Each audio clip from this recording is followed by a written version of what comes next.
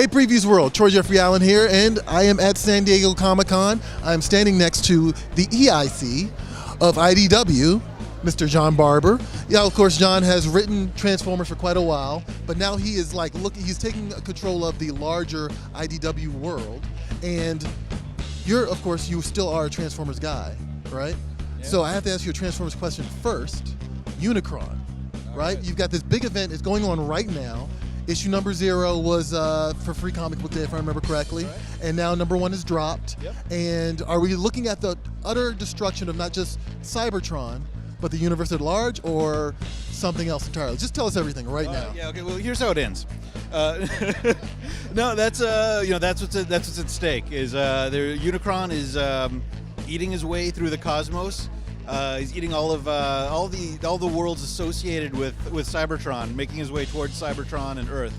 And Optimus, actually everybody, Optimus, Starscream, Bumblebee, Windblade, everybody's trying to stop it, trying to figure out what is Unicron and why is he doing this. And yeah, everything's at stake. This is the end of the story that IDW started telling in what was it, 2007? Am I saying that right? I'm a little fried already at the convention. I don't remember all the dates. We'll forgive you. All right, thanks.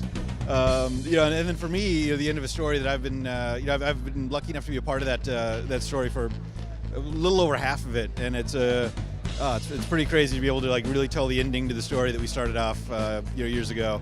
Alex Milne is just doing an amazing job drawing this thing, and drawing every Transformer you can imagine, every bit of destruction you can imagine.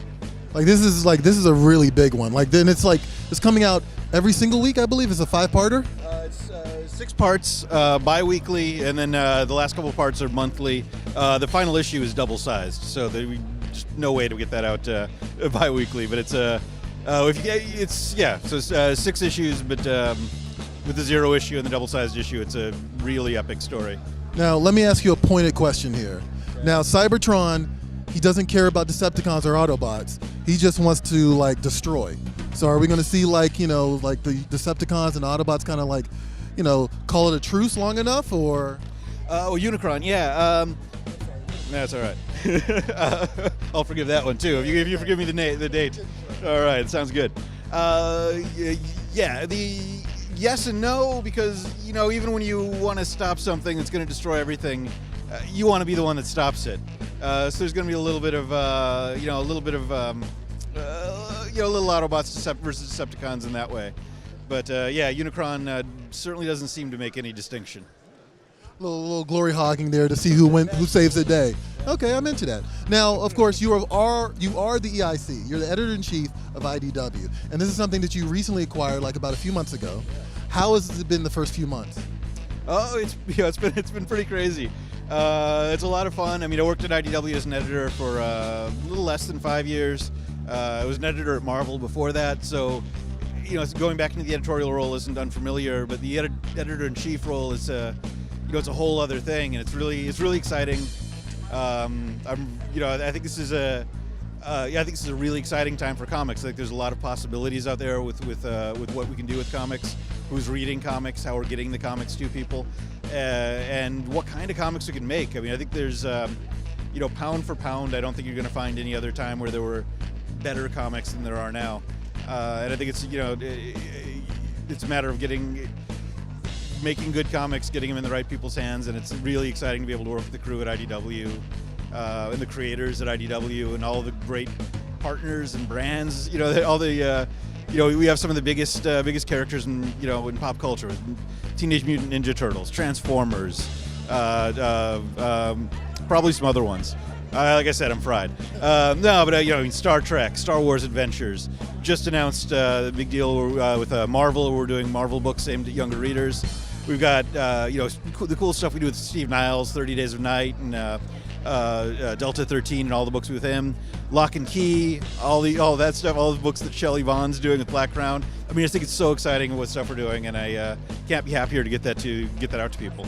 No, actually, okay. I'm glad you mentioned the Marvel deal, right? Can you talk a little bit more about that? What can people expect? Are these reprints? Are these original comics? What are they? Yeah, no, these are all new comics. We're launching with 3 series. First, Spider-Man in November, Avengers in December, and Black Panther in January. There'll be brand new stories featuring those characters, aimed at younger readers, but really, I mean, also aimed at readers of all ages. One of the things we're kind of thinking about is, I mean, for a long time, all comics are aimed at young readers. We're not like, this is something I think everybody can enjoy, but we really want to be able to hit people that are coming out of the Marvel movies or that kind of grew up. When you think about it, if you were there are 10-year-olds that have only known a world where Iron Man has been one of the biggest characters in the world. And it's a really different world than the one I grew up in, and it's getting those characters and the characters that that they're growing up with, getting Shuri, getting Ms. Marvel, Captain Marvel, getting those characters out to the kids that want to read this stuff in a way that's accessible, in a way that's fun, and in a way that engages them the same way the comics engaged us when we were kids and we picked them up. And for me, I was picking them up in 7-Eleven. Doing that same thing for the equivalent of that for kids today is definitely what we're trying to do. For me, it was a place called Highs. The same idea, 7-Eleven type place. So, okay, I've seen into the future, right? I heard about a special project you guys are doing. It's called Tales from Vader's Castle.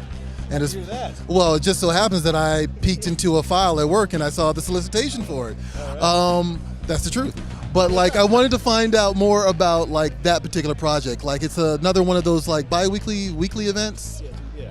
Okay, but it's got kind of an EC Comics vibe to it, but in the Star Wars universe. Can you talk a little bit more about that? Yeah, it's really exciting. We do Star Wars Adventures every month. This is going to be a weekly event, but it's the twist on it is they're all stories being told within the Star Wars universe, and they're sort of the Star Wars universe's ghost stories. But I mean, it looks really cool. There's this Tales from Vader's Castle, and it's pretty much Vader is the Frankenstein. I mean, he really is Frankenstein in a lot of ways. But he is this monster that has been created by the Sith, and you have all these stories of everyone who's seen everything about this guy. They're all telling these different perspectives of him, all terrified of him. So that's really cool. Much better than I did. Well, I might be a little excited for that one. Sorry. The one I'm probably most excited about, it's going to have the scariest Ewok story you've ever read. Really? So I'm really looking forward to that. Oh, that's cool.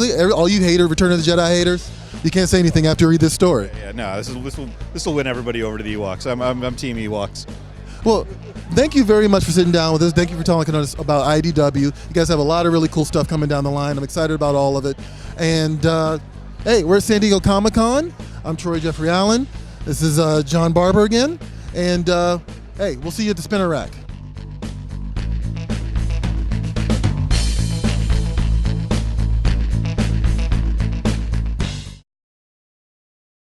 Hey Previews World, would you like to win a copy of next month's Previews catalog? Comment below with what comic you're reading right now, and one lucky winner will receive a free copy of the upcoming Previews catalog.